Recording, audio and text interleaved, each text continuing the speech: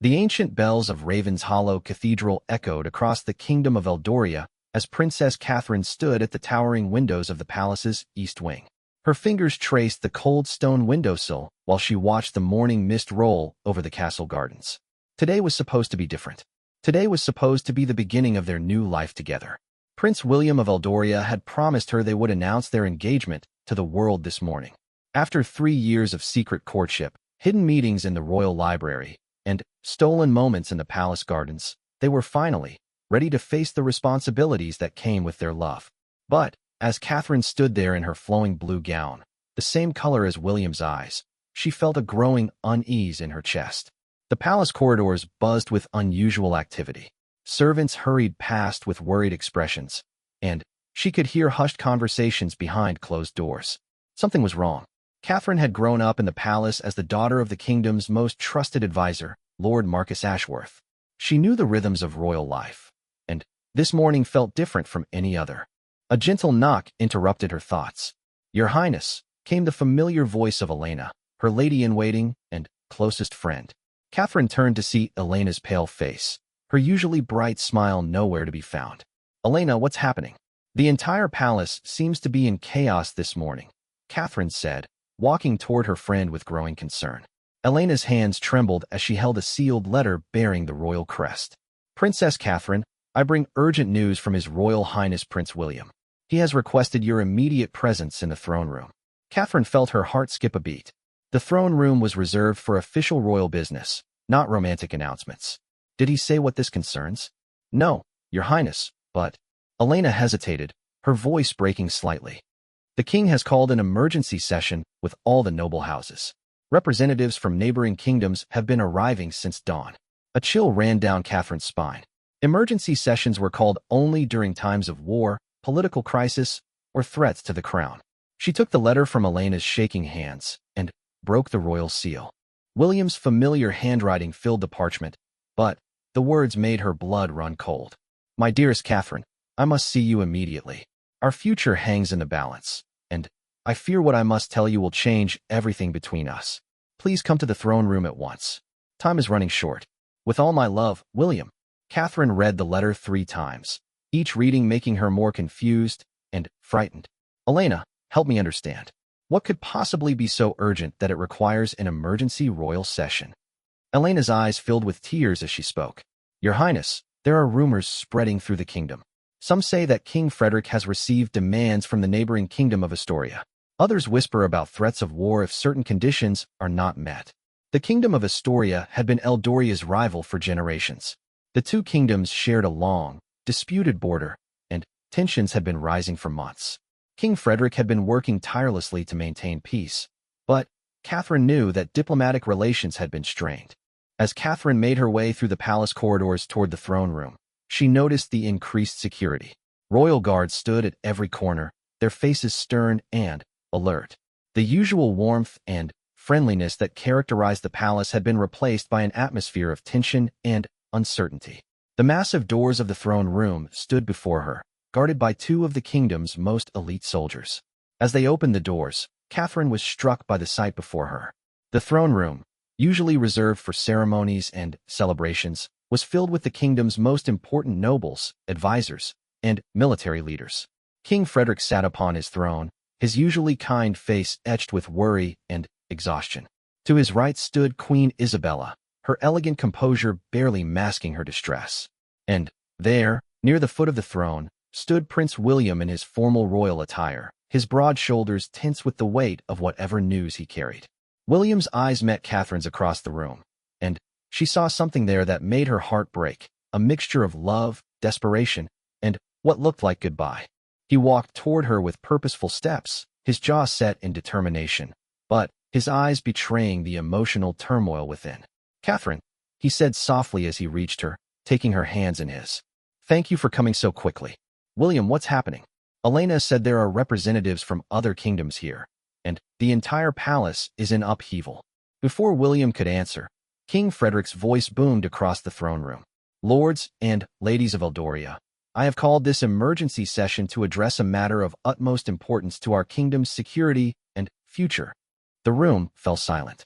Catherine felt William's grip on her hands tighten as his father continued. This morning, I received an ultimatum from King Magnus of Astoria. For months, we have been aware of their military buildup along our eastern border. What we did not know was the extent of their ambitions. Catherine's breath caught in her throat. An ultimatum meant Astoria was threatening war unless their demands were met. King Frederick stood from his throne, his royal robes flowing around him as he addressed the assembled nobility. King Magnus demands that we surrender the fertile provinces of Greenwater and Millbrook, along with their strategic importance to our trade routes. These provinces provide food for nearly half our kingdom and serve as crucial passages for merchant caravans from the southern kingdoms. A murmur of disbelief and anger rippled through the throne room. Catherine knew those provinces well. They were home to thousands of Eldorian families and represented a significant portion of the kingdom's wealth and resources. Furthermore, the king continued, his voice growing heavier with each word. King Magnus has demanded a political alliance to seal this agreement. He paused, and Catherine felt the world around her begin to shift. He has requested the hand of Prince William in marriage to his daughter, Princess Arabella of Astoria. The words hit Catherine like a physical blow. She felt her knees weaken, and only William's firm grip on her hands kept her standing.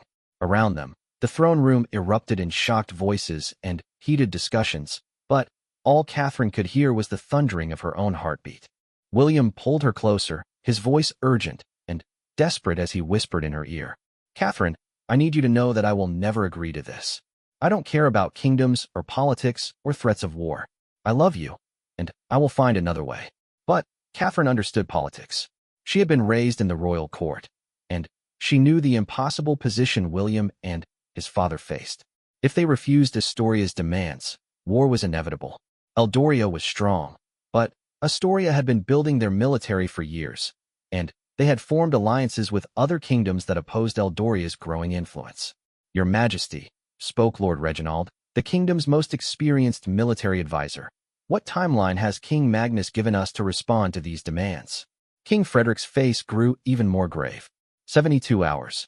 If we do not agree to their terms by sunset 3 days from now, King Magnus will consider it a declaration of war, and his armies will march across our borders.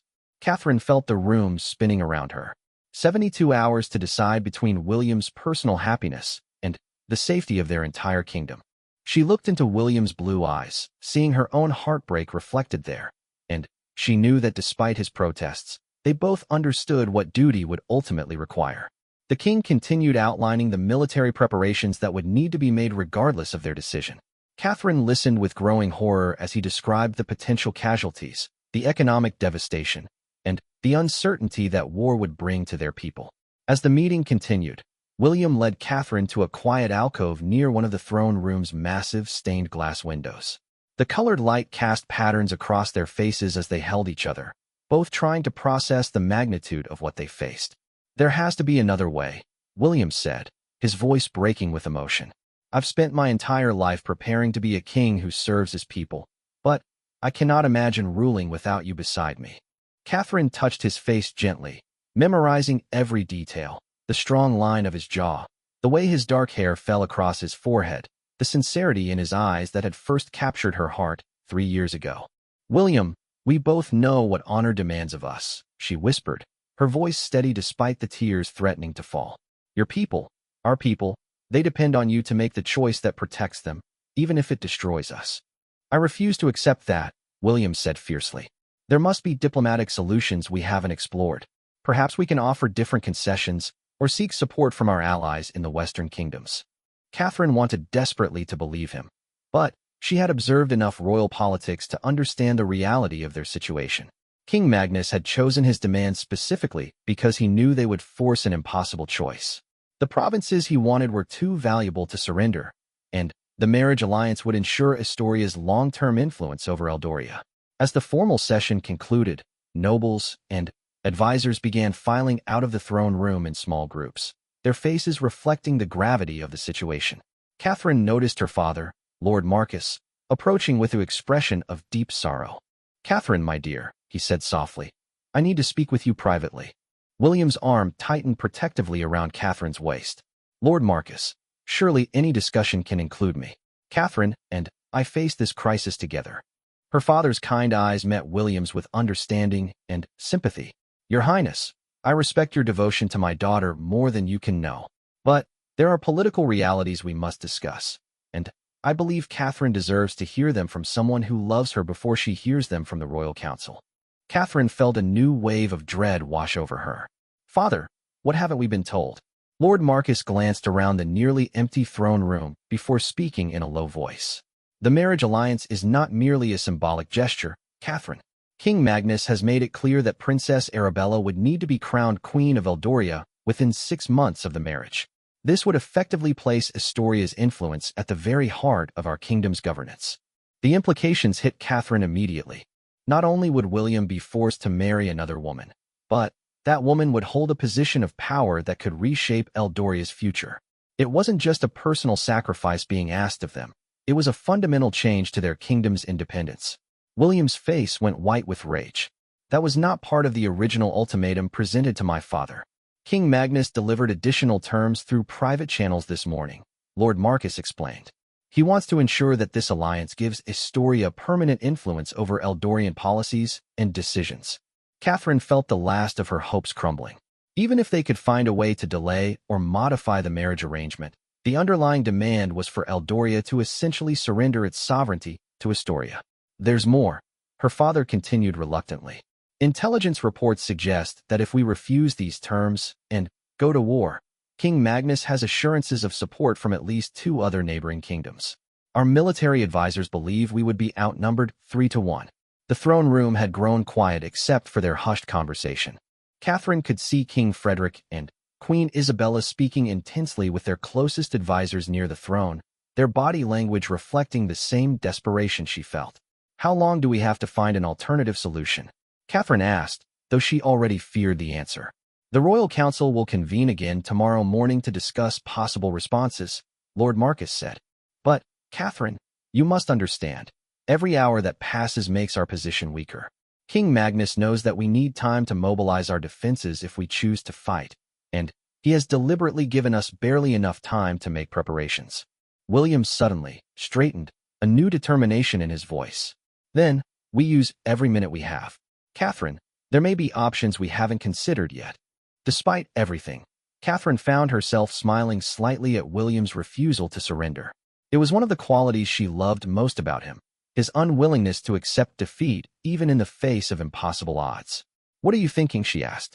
The alliance between kingdoms that support Astoria may not be as solid as they want us to believe, William said, his mind clearly racing through possibilities. If we could convince even one of those kingdoms to withdraw their support, it might change the entire balance of power. Lord Marcus nodded thoughtfully. The kingdom of Valethorn has always been reluctant partners with Astoria. Their alliance is more about fear than genuine cooperation. Then, we send envoys immediately, William said.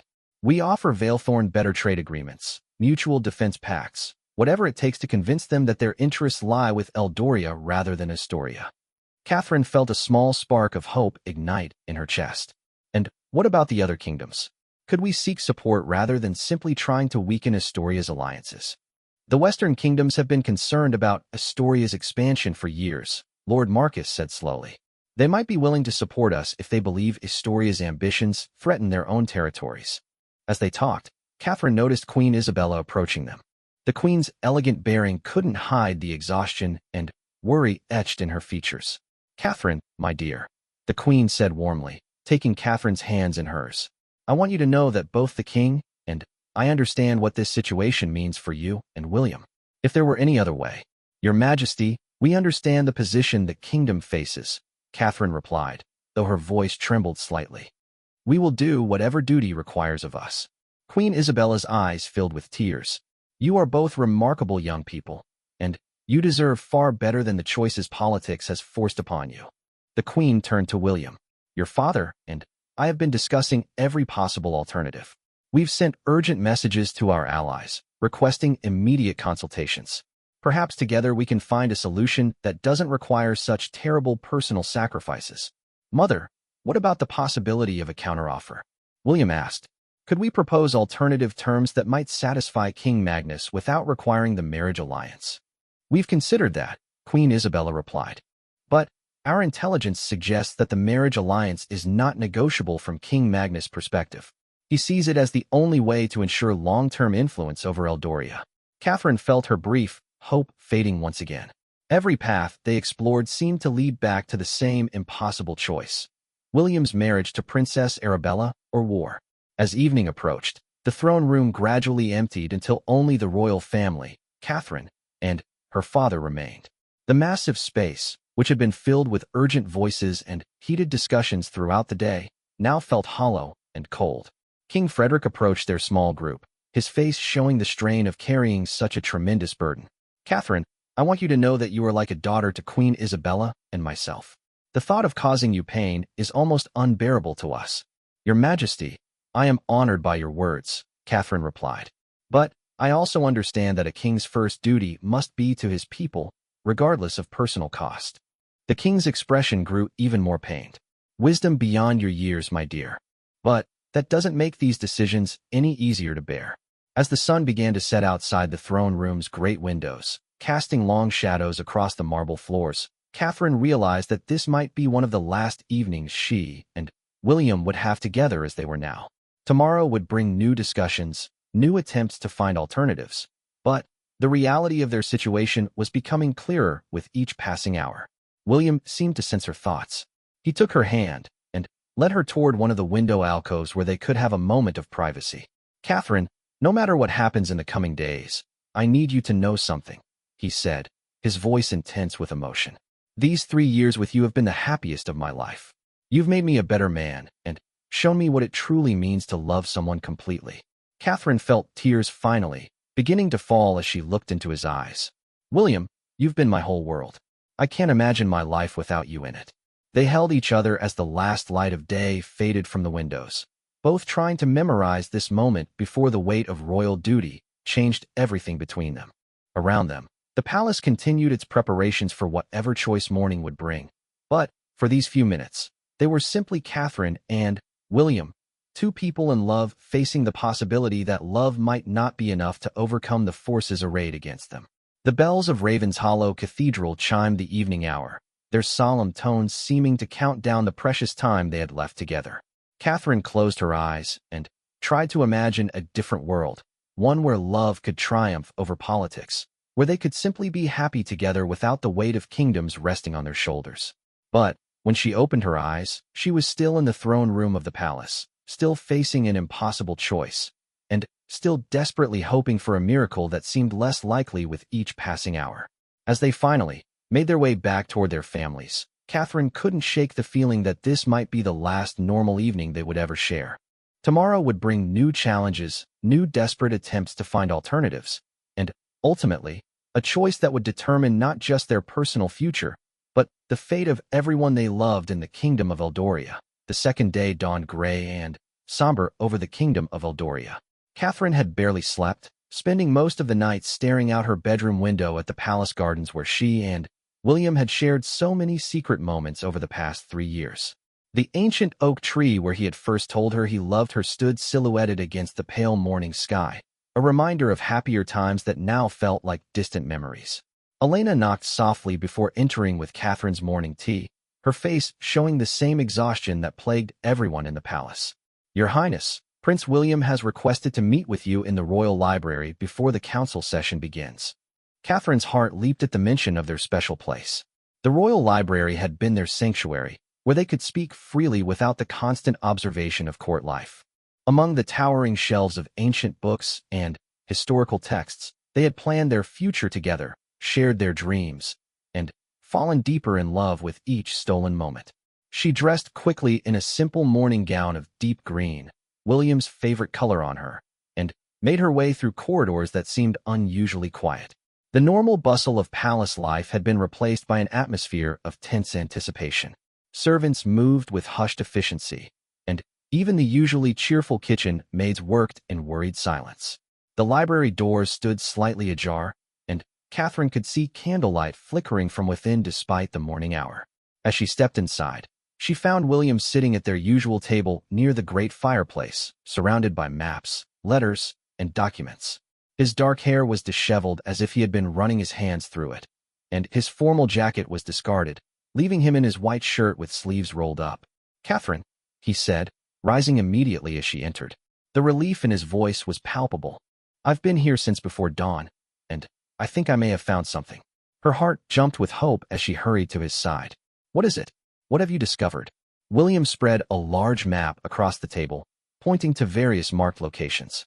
"I've been studying the historical treaties between all the neighboring kingdoms, and I found something that King Magnus may have overlooked." Catherine leaned closer, breathing in the familiar scent of William's cologne mixed with the leather and parchment smell of the library. "Show me." "Here." William pointed to a region marked in blue ink. "The Thornwick Valley. According to a treaty signed 60 years ago between Eldoria, Astoria, and Valethorn, this region was designated as neutral territory. It's been largely forgotten because it's mountainous and difficult to settle, but it contains some of the richest mineral deposits in this part of the continent." Catherine studied the map carefully. The Thornwick Valley formed a natural barrier between the three kingdoms, and she could see why it might have strategic importance. "What does this mean for our situation? If Astoria attacks Eldoria, they would be violating the Thornwick Treaty by moving their armies through neutral territory," William explained, his excitement growing. "Valethorn would be legally bound to oppose any military action that threatens the treaty." The implications began to dawn on Catherine. "So if we could convince Valethorn to honor this old treaty, they would have to side with us instead of remaining neutral or supporting Astoria." "Exactly," William said, taking her hands in his. "And there's more. I've been corresponding through secret channels with Prince Eric of Valethorn. He's never been comfortable with his father's alliance with King Magnus, and he's been looking for a way to break free from Astoria's influence." Catherine felt genuine hope for the first time since yesterday's terrible news. "William, this could change everything. If Valethorn sides with us, the military balance would be completely different." "There's a catch," William said, his expression growing serious again. "Prince Eric can only convince his father to honor the treaty if we can offer Valethorn something they value more than their current arrangement with Astoria." "What does Valethorn want?" William pulled out another document, this one bearing Prince Eric's personal seal. "Safe passage for their merchant ships through our southern ports, and exclusive trading rights for their famous silver mines. It would mean significant economic changes for Eldoria, but nothing compared to what we'd face with war or surrender." Catherine studied the proposal carefully. The economic concessions were substantial, but reasonable, certainly preferable to losing the provinces King Magnus demanded or facing the devastation of war. "Have you discussed this with your father yet?" she asked. "I wanted to review it with you first," William said softly. "Catherine, if this plan works, if we can avoid both war and the marriage alliance, then we can finally announce our engagement as we planned. We can have the future we've dreamed of." The tenderness in his voice made Catherine's eyes fill with tears. She had been trying so hard to be strong, to accept whatever sacrifice duty might require, that she had almost forgotten to hope for their own happiness. "And if the plan doesn't work?" she whispered. William's jaw tightened with determination. "Then I will still refuse the marriage alliance. I don't care if I have to abdicate my claim to the throne. I won't marry someone else when my heart belongs completely to you." Catherine felt her breath catch. "William, you can't mean that. Your duty to your kingdom. My duty is to serve my people. But that doesn't mean I have to sacrifice everything I am in the process," William replied firmly. "I've been thinking about this all night, Catherine. If I'm forced into a political marriage, if I have to give up the woman I love, what kind of king will I become? How can I rule with wisdom and compassion when my own heart is broken?" Catherine understood his reasoning, but she also knew the political realities they faced. "Your people need you, William. You've been preparing your entire life to be their king. And I can still be their king with you as my queen," William said. "Catherine, you know our people, you understand their needs. You've spent years learning about governance and diplomacy alongside me. You would be a far better queen than some foreign princess who knows nothing of Eldoria or its people." Their conversation was interrupted by a sharp knock on the library door. "Your Highness," came the voice of Sir Thomas, one of King Frederick's most trusted advisors. "His Majesty requests your immediate presence in the council chamber." "Both of you." Catherine and William exchanged glances. The formal tone suggested that new developments had occurred overnight, and they could only hope it was good news rather than another complication. As they walked through the palace corridors toward the council chamber, Catherine noticed increased activity everywhere. Additional guards had been posted at key locations, and She could see servants preparing what looked like guest quarters for important visitors. "Sir Thomas," William asked, "have we received responses to the messages sent to our allies yesterday?" "Yes, Your Highness. Several kingdoms have sent representatives who arrived during the night. The situation has become quite complex." The council chamber was much smaller than the throne room, but felt more intimate and focused for serious discussions. When Catherine and William entered, they found it filled with familiar faces as well as several people she didn't recognize. King Frederick sat at the head of a long oak table, looking more tired than Catherine had ever seen him. Queen Isabella sat to his right, her usual composed elegance replaced by obvious worry. Around the table sat the kingdom's most important advisors, military leaders, and several people in traveling clothes who were clearly the newly arrived foreign representatives. "William, Catherine," King Frederick said, gesturing for them to take seats near him. "We have much to discuss, and I'm afraid the situation has become even more complicated overnight." Lord Marcus, Catherine's father, spoke from across the table. "We've received responses from 4 allied kingdoms. The news is mixed." "Tell us," William said, though Catherine could hear the tension in his voice. "The Kingdom of Westmarch has pledged their full military support if we choose to resist Astoria's demands," announced Sir Roderick, the kingdom's military commander. "However, they can only mobilize half their forces within the time frame we're working with." "What about the others?" Catherine asked. "The Coastal Federation has offered naval support to protect our sea routes, but they cannot commit ground forces," Queen Isabella replied. "And the mountain kingdoms are willing to provide supplies and safe passage for refugees if the conflict spreads, but their own armies are dealing with threats on their northern borders." William leaned forward. "And the 4th ally?" King Frederick's expression grew even more grave. "The Southern Alliance has declined to offer any support.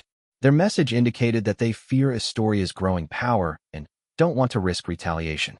Catherine felt her hopes beginning to sink again.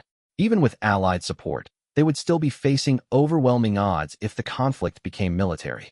"However," King Frederick continued, "we have also received some unexpected news that may change our options." One of the unfamiliar men at the table stood and bowed respectfully. "Your Majesty, if I may introduce myself, I am Ambassador Henrik of Valethorn, sent by King Aldrich with urgent proposals." Catherine's pulse quickened. This might be related to William's discovery about the Thornwick Treaty. Ambassador Henrik continued, "King Aldrich has been reconsidering Valethorn's position regarding the current crisis. He is concerned about King Magnus' increasingly aggressive expansion and believes it may threaten Valethorn's own interests in the future." "What is your king proposing?" William asked. "King Aldrich is prepared to honor the ancient Thornwick Treaty and oppose any Astorian military action that violates neutral territory," the ambassador said. "However, he requires assurances about future trade agreements and mutual defense pacts with Eldoria." Catherine saw William's eyes light up with hope. His research had been correct, and now they had confirmation that Valethorn was indeed willing to consider changing sides. "What specific assurances does your king require?" King Frederick asked. Ambassador Henrik pulled out a formal document. "Exclusive trading rights for Valethorn silver through Eldorian ports, reduced tariffs on Valethorn goods, and a mutual defense agreement that would protect both kingdoms from future aggression." The king studied the proposal carefully before passing it to his advisors. These terms seem reasonable for such a crucial alliance. "What timeline are we working with?" "King Aldrich requires a formal response by tomorrow evening," the ambassador replied. "If Eldoria agrees to these terms, Valethorn will immediately withdraw from any agreements with Astoria and mobilize forces to defend the Thornwick Treaty." Catherine felt genuine excitement for the first time since the crisis began. With Valethorn's support, the military balance would shift dramatically in their favor. King Magnus might be forced to reconsider his ultimatum entirely. "There is one additional matter," Ambassador Henrik said, his tone becoming more formal. "King Aldrich believes that a marriage alliance between our kingdoms would strengthen this new partnership significantly." Catherine felt her heart stop. Another marriage alliance proposal, just when they thought they had found a solution that would preserve William's freedom. "What does your king have in mind?" Queen Isabella asked carefully. "King Aldrich has a daughter, Princess Sophia, who is of marriageable age. He believes a union between Princess Sophia and Prince William would cement the alliance between Valethorn and Eldoria permanently." The room fell silent. Catherine felt the world spinning around her as she realized they had simply traded one impossible marriage alliance for another. William's voice was steady but cold when he spoke. Ambassador Henrik, we appreciate your king's generous offer of alliance. But the matter of marriage requires careful consideration. Of course, Your Highness, the ambassador replied. King Aldrich understands that such decisions cannot be made hastily. However, he did express that the strength of our military cooperation would depend significantly on the depth of the political alliance between our kingdoms. Catherine understood the implication immediately. Valethorn would help them avoid war with Astoria, but only if William agreed to marry Princess Sophia instead of Princess Arabella. Lord Marcus spoke up. Ambassador Henrik, would it be possible for our kingdoms to form a strong alliance through trade agreements and mutual defense pacts without requiring a marriage alliance? The ambassador looked uncomfortable. Lord Marcus, I can only convey my king's current position. He believes that political marriages create lasting bonds that trade agreements alone cannot match. However, I am authorized to negotiate the specific terms of such an arrangement. What does that mean exactly? William asked. Unlike King Magnus' demands, King Aldrich would not require Princess Sophia to be crowned Queen of Eldoria immediately, the ambassador explained. The marriage alliance would be primarily symbolic, allowing Prince William to retain full authority over Eldorian governance, while creating the political bond Valethorn desires. Catherine realized that while this option was less politically damaging than Astoria's demands, it would still destroy her personal future with William. She would still lose the man she loved, even if the kingdom's independence remained intact. As the morning progressed, the royal council debated various aspects of both alliance proposals. Catherine listened to discussions about troop movements, economic implications, and diplomatic strategies, but her mind kept returning to the cruel irony of their situation. They had found a way to protect the kingdom from Astoria's aggression, but the price was still William's freedom to choose his own bride. During a break in the formal discussions, William pulled Catherine aside to a quiet corner of the council chamber. Catherine, I want you to know that my feelings haven't changed, he whispered urgently. Even if we have to consider this Valethorn alliance, I still refuse to accept that I must sacrifice our love for political convenience.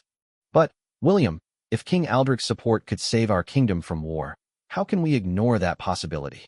Because there has to be another way, William insisted. What if we proposed a different kind of alliance? What if we offered a marriage between Princess Sophia and someone else from our royal family? Catherine considered this. Who did you have in mind? My cousin Prince Marcus is unmarried and close to the throne. A marriage alliance with him might satisfy Valethorn's political needs while allowing us to preserve our own future. Catherine felt a spark of hope, but she also knew the complexities of royal politics. Would King Aldrich consider your cousin an acceptable substitute for the direct heir to Eldoria's throne?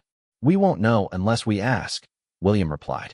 Catherine, I refuse to give up on us without exploring every possible alternative. The afternoon brought another development that complicated their situation further. A messenger arrived with urgent news from their spies within Astoria. Sir Thomas addressed the council with grave concern. Your Majesty, we have received intelligence that King Magnus has begun moving his armies toward our eastern border. Even though his deadline hasn't expired, he appears to be positioning for immediate invasion if we refuse his terms. The room erupted in alarmed voices as the military advisors began discussing defensive strategies. How much time do we have before they could launch a full assault? King Frederick asked. Based on their current movements, no more than 4 days, Sir Roderick replied. If we're going to mobilize our defenses, we need to begin immediately. Catherine realized that their already limited time was running out even faster than expected. They needed to make decisions about alliances, marriage arrangements, and military preparations all within the next day or two. Your Majesty, William addressed his father formally. I request permission to send an immediate message to King Aldrich, proposing modifications to his alliance offer. What modifications do you have in mind? King Frederick asked. I want to suggest that a marriage alliance between Princess Sophia and Prince Marcus would serve the same political purpose while allowing greater flexibility in our response to Astoria's threats. King Frederick considered this carefully. And if King Aldrich refuses this alternative? William's voice was firm with resolve. Then, we explore other options. We cannot make decisions about marriage alliances while under the pressure of imminent military threats. First, we secure our kingdom's safety. Then, we address the political arrangements that may be necessary for lasting peace. Catherine admired William's determination, but she also feared they were running out of time for careful negotiations. Every hour that passed brought them closer to impossible choices, and She could see the strain wearing on everyone involved in the crisis. As the day drew to a close, Catherine found herself once again standing at the palace windows, watching the sun set over the kingdom she loved.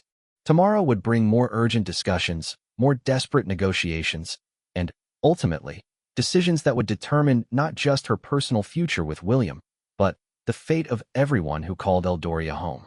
The bells of Ravens Hollow Cathedral chimed the evening hour, their familiar sound now carrying an ominous weight as they counted down the precious time remaining before the kingdom would be forced to choose between love and duty, between personal happiness and the greater good.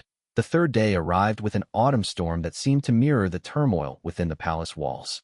Catherine woke to the sound of rain lashing against her windows and thunder rolling across the kingdom like the drums of war.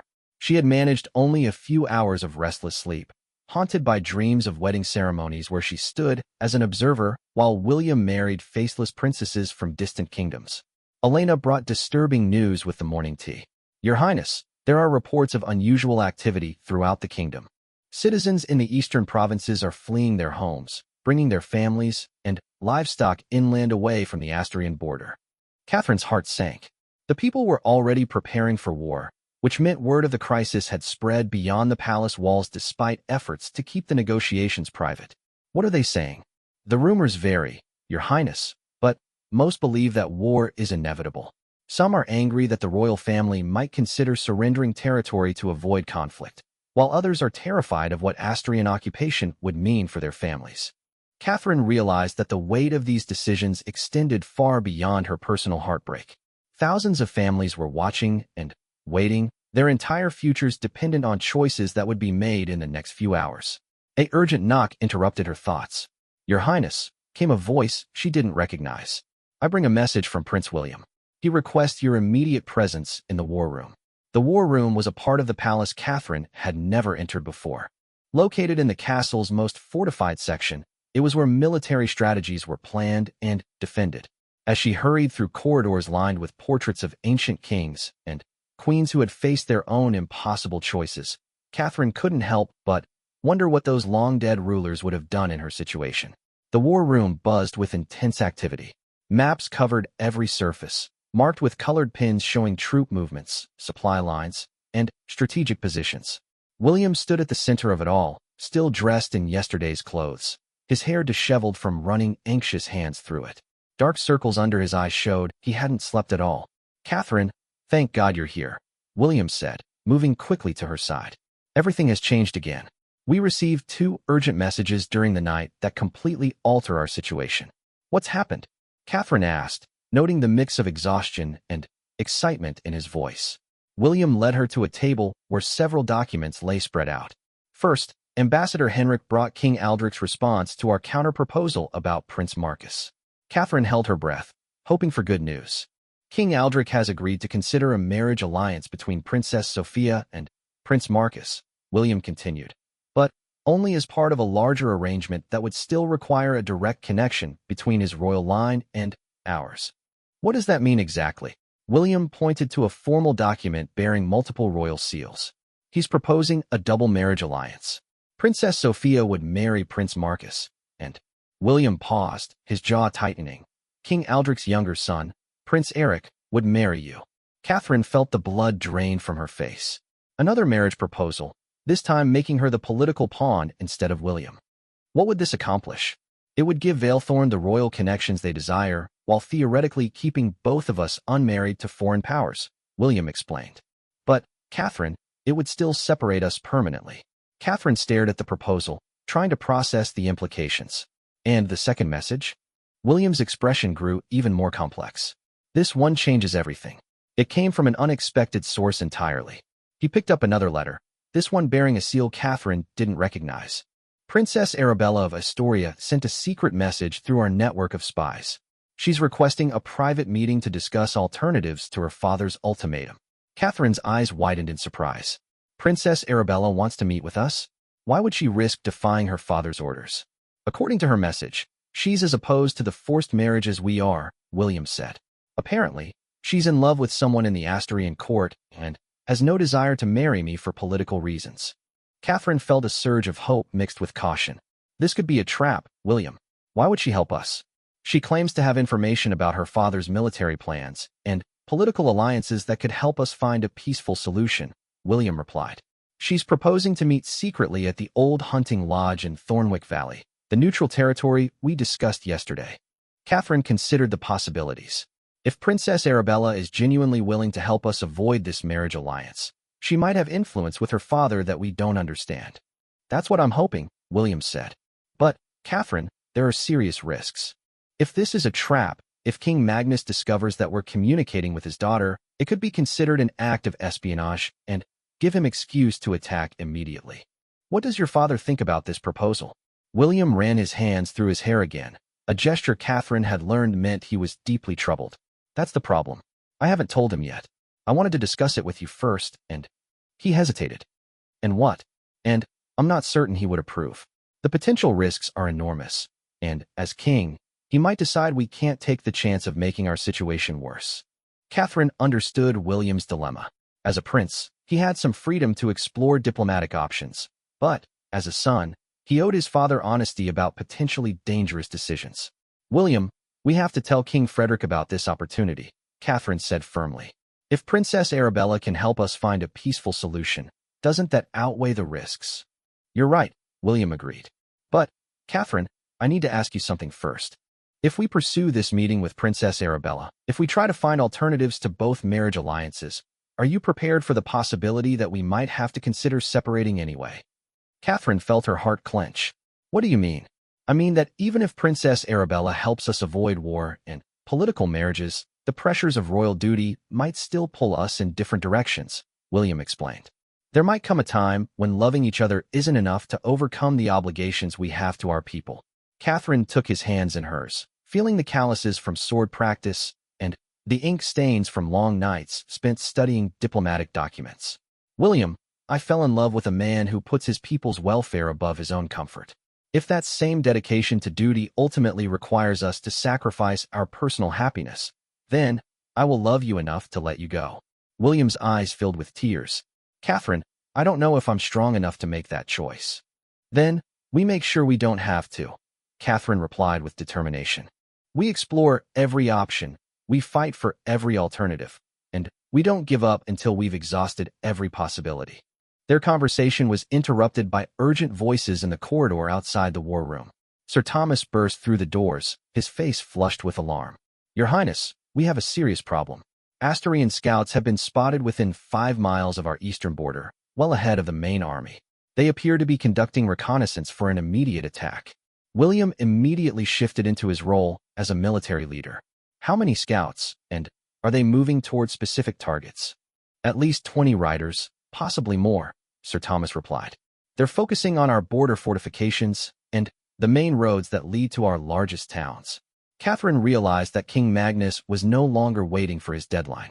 He was preparing to invade regardless of Eldoria's response to his ultimatum. Sir Thomas, please inform my father immediately, William ordered.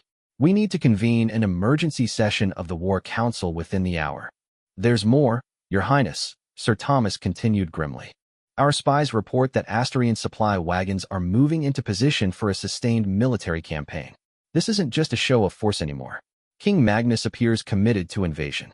Catherine felt the walls closing in around them. With Asturian forces already moving, they were rapidly running out of time for diplomatic solutions. What about Princess Arabella's proposal for a secret meeting? Catherine asked William quietly.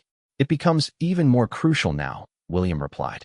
If she has information about her father's military plans, we need that intelligence regardless of the personal risks. Within the hour, the war room had filled with the kingdom's most important military and political leaders. King Frederick entered looking haggard but determined, his royal bearing intact despite the enormous pressure he faced. Gentlemen, Lady Catherine, the king began, acknowledging Catherine's presence with formal respect.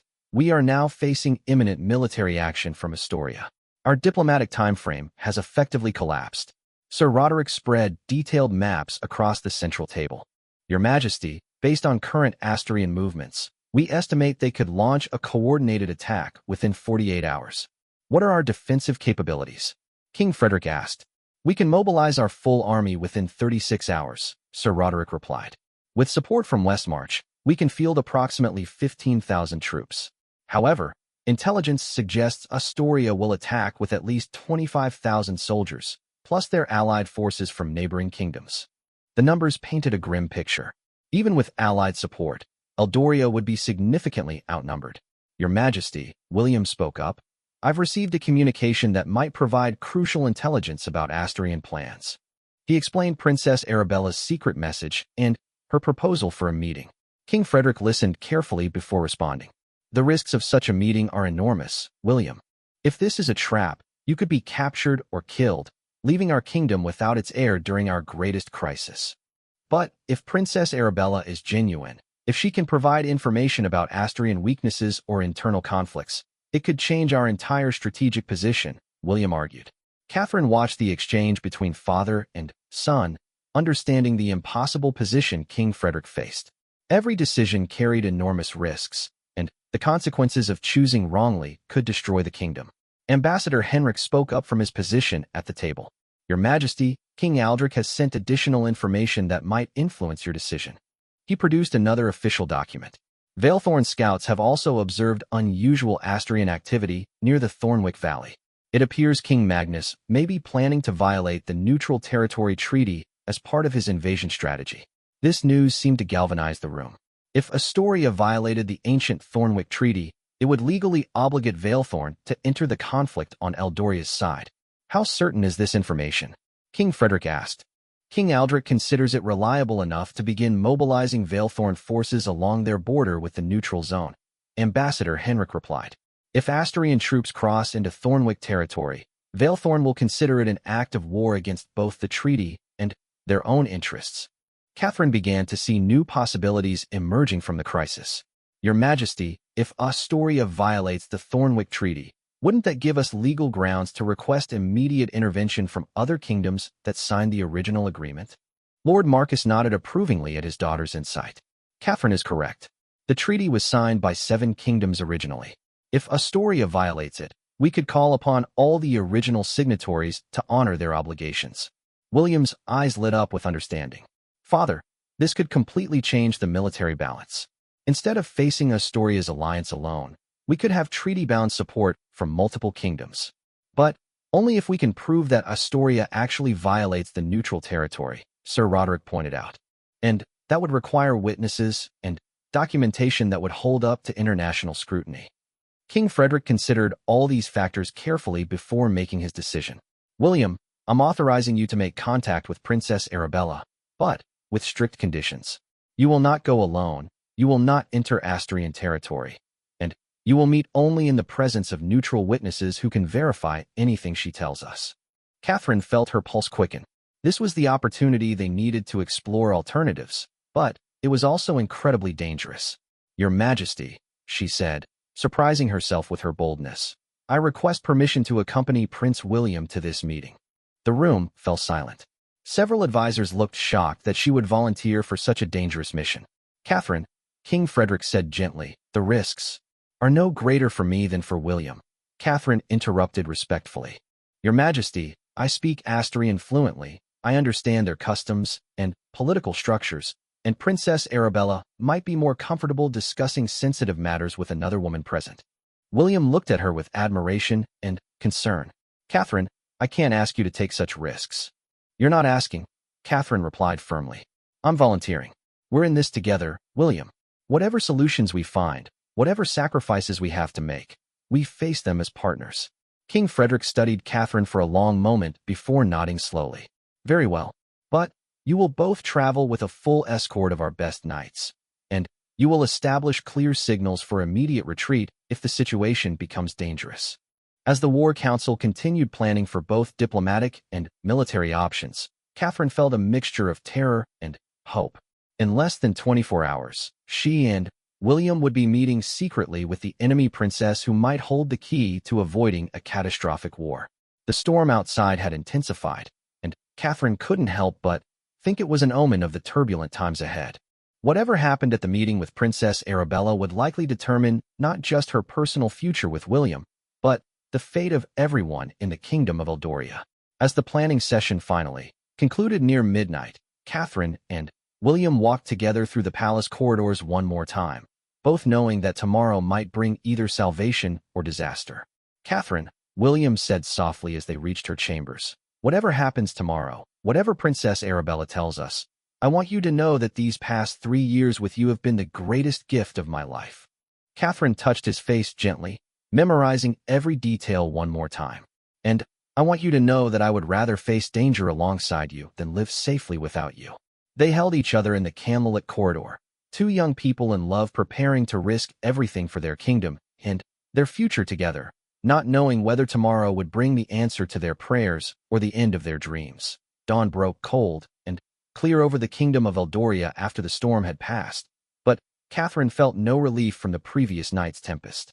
Today would bring the secret meeting with Princess Arabella, and she woke with a mixture of anticipation and dread that made her stomach churn. Through her window, she could see the distant mountains of Thornwick Valley where, in just a few hours, she and William would risk everything on the hope that an enemy princess might hold the key to peace. Elena helped Catherine dress in practical traveling clothes designed to conceal her royal status. The simple brown cloak and modest gown were a far cry from the elegant attire she usually wore, but they would allow her to move through the countryside without attracting attention from potential Astrian spies. "Your Highness," Elena said as she braided Catherine's hair into a simple style, "the entire palace is praying for your safe return. We all know how much this kingdom depends on the success of today's mission." Catherine touched Elena's hand gratefully. "Whatever happens today, please know that your friendship has meant everything to me throughout this crisis." Elena's eyes filled with tears, but she maintained her composure as she helped Catherine with the final preparations. As Catherine prepared to leave her chambers, she took one last look around the room that had been her sanctuary for so many years. The books William had given her still sat on her writing desk, and the pressed flowers from their secret garden walks were carefully preserved in her jewelry box. The royal courtyard bustled with carefully controlled activity. Sir Thomas had assembled a small but elite guard unit for the mission, men who had proven their loyalty and discretion through years of service to the crown. William stood near the horses, dressed in the same practical clothing as Catherine, but his bearing remained unmistakably royal despite the humble attire. King Frederick and Queen Isabella waited near the palace steps to see them off. The strain of the past few days had aged both rulers visibly, but their determination to protect their kingdom remained unshakable. "William, Catherine," King Frederick said solemnly, "I want you both to remember that your safety is more important than any intelligence you might gather. If Princess Arabella's proposal seems like a trap, retreat immediately." "We understand, Your Majesty," Catherine replied, though she privately wondered if they would have the luxury of such caution once they were in the field. Queen Isabella approached Catherine and pressed a small silver pendant into her hands. "This has protected the women of our royal family for generations," she said softly. "May it keep you safe today." Catherine was deeply moved by the gesture. The pendant was warm from the queen's touch and beautifully crafted with intricate engravings of protective symbols. "Your Majesty, I am honored to carry this," Catherine said, fastening the chain around her neck where it would rest hidden beneath her cloak. William mounted his horse, a powerful black stallion named Thunder that had been his companion for years. Catherine climbed onto her own mare, Starlight, feeling the familiar comfort of the saddle beneath her.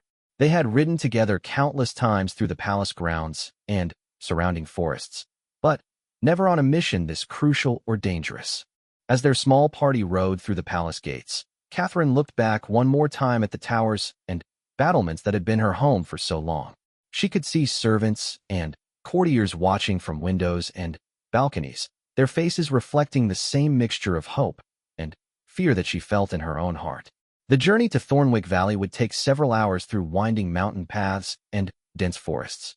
Sir Thomas had chosen a route that avoided main roads and populated areas, minimizing the risk of encountering Astrian patrols or curious locals who might recognize the royal party.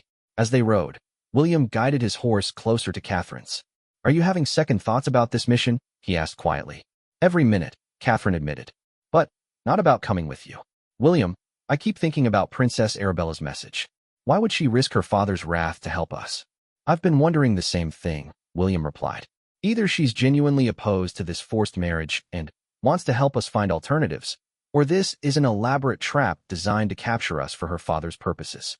Catherine considered the possibilities. If she wanted to capture us, Wouldn't it be easier to simply wait for the invasion? King Magnus already has military superiority. Unless capturing the heir to Eldoria's throne would give him even more leverage in negotiations, William pointed out grimly. Sir Thomas, riding slightly ahead of them, raised his hand in a signal for silence. The party slowed their horses and listened carefully to the sounds of the forest around them.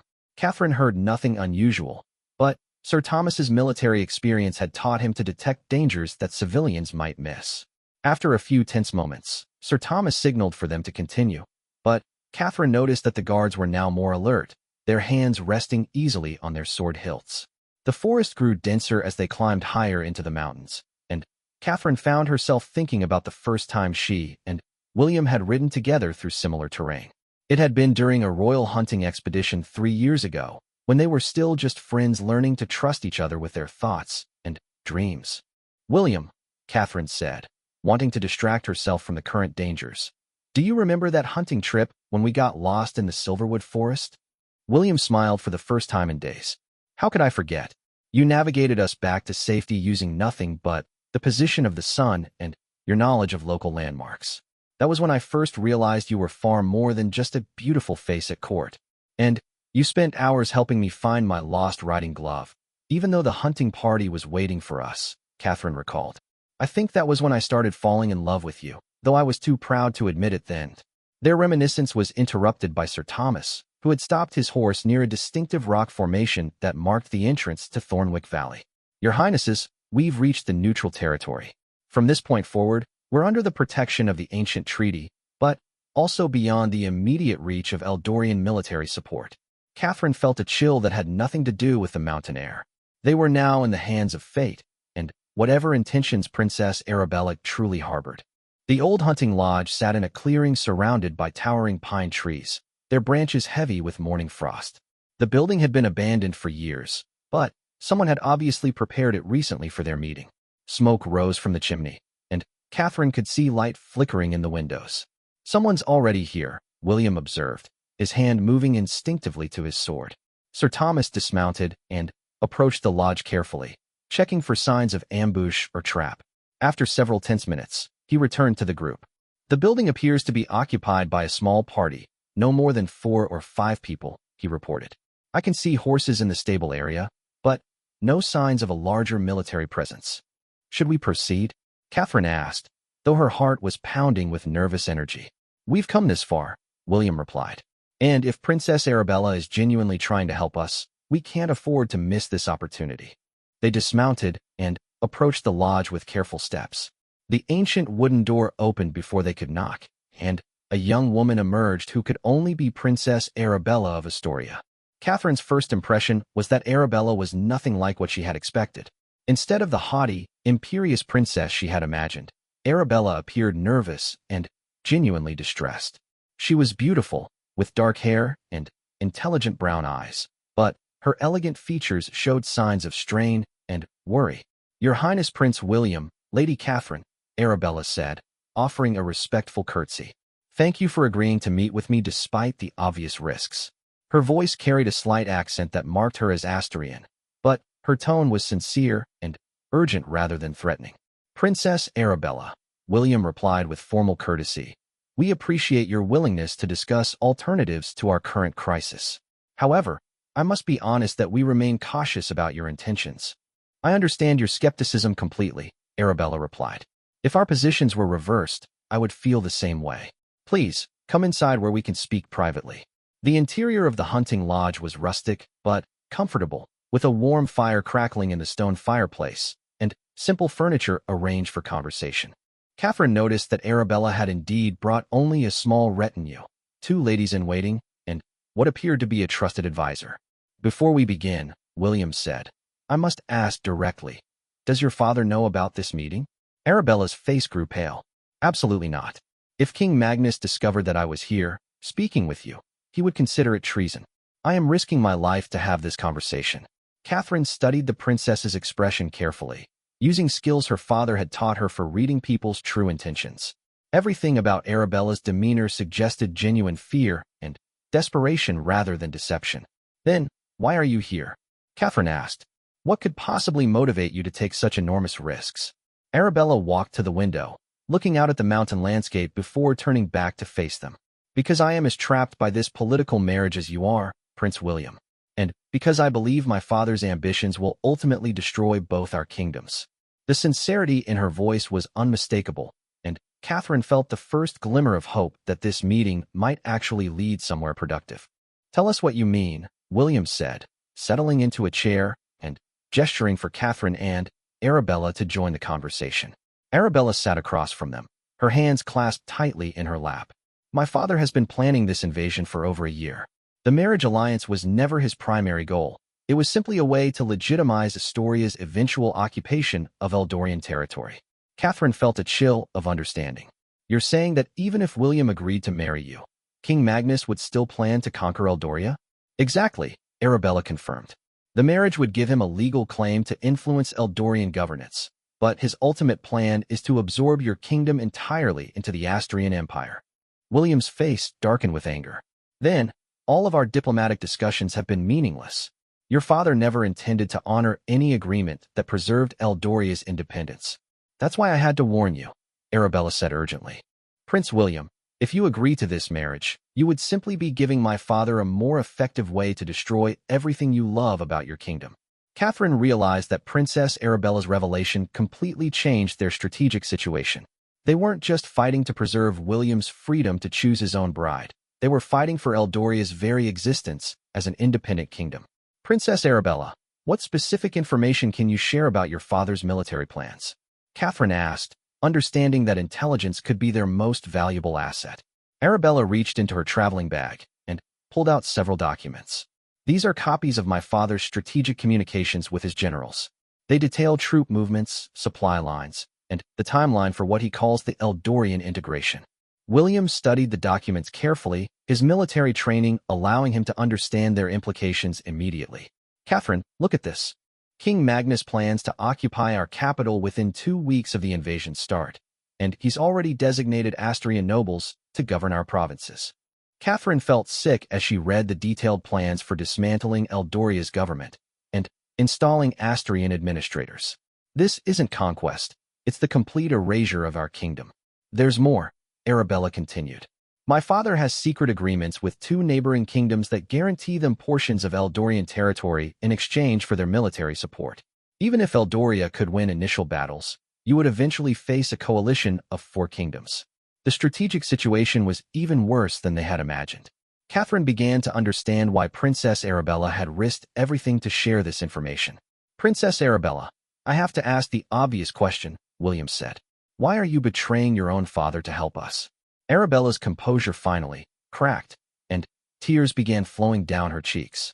Because I cannot bear to be part of such destruction. Because I am in love with Sir Marcus, a knight of my father's court, and I know that the man I love would never forgive me for participating in the annihilation of an innocent kingdom. Catherine felt a surge of sympathy for the princess, recognizing the same conflict between love and duty that she and William faced. And because, Arabella continued through her tears, I have spent months watching my father become consumed by ambition and cruelty. He was not always like this, but power has changed him into someone I no longer recognize or respect. William leaned forward. Princess Arabella, is there any way to prevent this invasion? Any internal weakness in your father's plans that we could exploit? Arabella wiped her eyes and composed herself before answering. There is one possibility, but it would require enormous courage and perfect timing. Tell us, Catherine said urgently. The alliance between Astoria and its neighboring supporters is more fragile than it appears, Arabella explained. The Kingdom of Blackmoor has only agreed to participate because they fear my father's retaliation if they refuse. If they could be convinced that supporting Astoria would ultimately threaten their own interests, they might withdraw from the alliance. William's eyes lit up with understanding. And, without Blackmoor's support, your father's coalition would be significantly weakened. Exactly. But convincing Blackmoor would require proof that my father plans to betray them after conquering Eldoria, Arabella said. And I happen to know that such proof exists. Catherine felt her heart racing with new hope. What kind of proof? Secret correspondence between my father and the King of Ravencrest, discussing how they plan to divide Blackmoor's territory between themselves once Eldoria is conquered, Arabella revealed. The implications were staggering. If they could expose King Magnus' treachery to Blackmore, it might collapse the entire invasion alliance. Where is this correspondence? William asked. Hidden in my father's private study, in a locked chest behind his desk, Arabella replied. I've seen him reading these letters, but I've never been able to access them directly. Catherine realized they were discussing something incredibly dangerous. Princess Arabella, are you suggesting that we attempt to steal documents from King Magnus' private chambers? I'm suggesting that I steal them, Arabella corrected. I have access to my father's study, and I know his habits well enough to find an opportunity. William looked skeptical. The risks are enormous. If you're caught, your father would certainly execute you for treason. And if I do nothing, I become complicit in the destruction of 2 kingdoms and the deaths of thousands of innocent people, Arabella replied firmly. Prince William, Lady Catherine, I cannot live with that on my conscience. Catherine was moved by the princess's courage, but she also understood the practical challenges they faced. Even if you could obtain these documents, how would we get them to King Aldrich of Blackmore quickly enough to affect his decision about supporting the invasion? I've thought about that too, Arabella said. King Aldrich's son, Prince David, is currently traveling through neutral territory on a diplomatic mission. If we could intercept him with proof of my father's treachery, he could carry the information back to Blackmore immediately. William stood up and began pacing, his mind clearly working through the strategic possibilities. This plan could work, but it would require precise coordination and incredible luck. What are our alternatives? Catherine asked, though she already knew the answer. Face invasion by a coalition of 4 kingdoms, or surrender Eldoria's independence through a political marriage that would accomplish the same result, William replied grimly. The room fell silent as they all contemplated the magnitude of what they were considering. Princess Arabella was proposing to commit treason against her own father, while Catherine and William would be betting their kingdom's future on the success of an incredibly dangerous espionage mission. If we decide to pursue this plan, Catherine said slowly, what would you need from us, Princess Arabella? Proof that Eldoria can offer Blackmore a better alliance than Astoria, Arabella replied. King Aldrich is motivated primarily by fear of my father. If you could demonstrate that opposing Astoria would actually be safer for Blackmore than supporting it, combined with evidence of my father's planned betrayal, it might be enough to change his position. William nodded thoughtfully. We could offer Blackmore a mutual defense pact, guaranteed trade agreements, and support from our other allies. The key would be timing, Catherine added. We would need to expose King Magnus' treachery and present alternative alliance terms to Blackmore before the invasion begins. Arabella pulled out a small calendar and began marking dates. The invasion is scheduled to begin in 3 days. Prince David of Blackmore will be in Thornwick Valley tomorrow evening. If I could obtain the treacherous correspondence tonight and meet you here again tomorrow, we could intercept Prince David with everything he needs to convince his father to withdraw from the alliance. Catherine felt the weight of decision pressing down on them. This plan offered genuine hope for avoiding catastrophic war, but it also required them to trust completely in the word of an enemy princess who was proposing to betray her own father. Princess Arabella, William said formally, if we agree to this plan, we would be placing the fate of our entire kingdom in your hands. I need you to understand the magnitude of that trust. And I need you to understand that I am placing my life in yours, Arabella replied with equal gravity. If this plan fails, if my father discovers what I've done, I will certainly die for treason. Catherine looked into the princess's eyes and saw the same determination she felt in her own heart. Despite the enormous risks, this might be their only chance to save both kingdoms from destruction. Then, we proceed, Catherine said, surprising herself with the firmness of her decision. Princess Arabella, we accept your proposal. William looked at Catherine with a mixture of admiration and concern, but he nodded his agreement. Tomorrow evening, we meet here again. Princess Arabella brings the evidence of her father's treachery. We bring terms for a new alliance with Blackmore, and together we attempt to prevent a war that would destroy us all. As they prepared to leave the hunting lodge, Catherine felt a strange mixture of terror and exhilaration. In 24 hours, they would know whether Princess Arabella's desperate gamble had saved their kingdoms or whether they had walked into the most elaborate trap in royal history. The ride back to the palace would give Catherine time to think about everything they had learned and everything they were risking. But as she mounted Starlight and followed William back toward home, she knew that whatever happened next, they had at least found a reason to hope. the final day dawned with an eerie stillness that felt like the calm before a devastating storm. Catherine woke before sunrise, knowing that within hours they would either have prevented a catastrophic war or discovered that they had been deceived by Princess Arabella in the most dangerous way possible. The weight of an entire kingdom's fate rested on the success of their desperate gamble. Elena brought news that made Catherine's blood run cold. "Your Highness, there are reports from our border scouts. Asturian armies are moving into final positions along our eastern border. Some estimates suggest they could launch their invasion as early as tomorrow morning." Catherine realized that even if Princess Arabella succeeded in obtaining the incriminating documents, they might not have enough time to prevent the invasion from beginning. Everything would have to work perfectly, with no delays or complications. The palace buzzed with controlled chaos as final preparations were made for multiple scenarios. In the war room, Sir Roderick coordinated defensive strategies in case the diplomatic mission failed.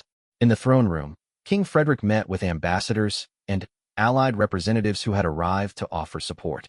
And, in her chambers, Catherine prepared for what might be the most important evening of